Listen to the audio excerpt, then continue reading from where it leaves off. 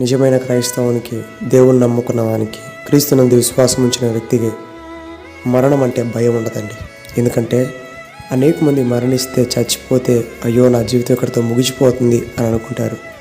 కానీ క్రైస్తవుడికి ఒక విశ్వాసం, ఒక సత్యం, ఒక నమ్మకం ఏంటయా అంటే మరణించిన తరువాత ఈ జీవితం ముగించబడుద్ది, నూతన జీవితాన్ని పొందుకుంటాం.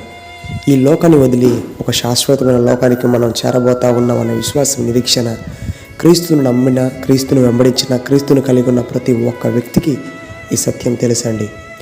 గుడ్డు లోపట కోడిపిల్ల ఉన్నప్పుడు అనుకుంటుందంట ఇదే ప్రపంచం అని.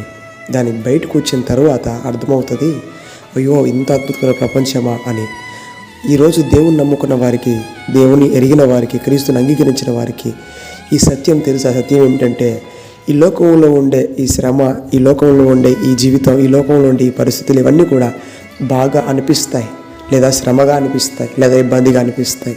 కానీ మరణించిన తరువాత, క్రీస్తుని విశ్వసించి మరణించిన తరువాత, క్రీస్తుని అంగీకరించి మరణించిన తరువాత అయ్యో అద్భుతమైన పరలోక రాజ్యము, బంగారు వీధి, క్రీస్తును ఆరాధించే గొప్ప భాగ్యము పరలోక రాజ్యంలో దొరకబోతూ ఉంది.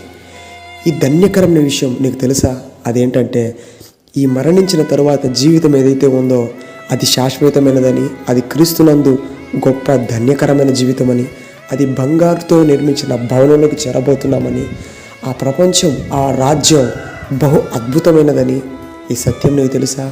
ఒకవేళ తెలియకపోతే ఈరోజు ఈ విషయాన్ని అర్థం చేసుకొని క్రీస్తును అంగీకరిస్తేనే మరణించిన జీవితం తరువాత జీవితానికి అర్థం ఉంటుంది, లేకపోతే అర్థం ఉండదు.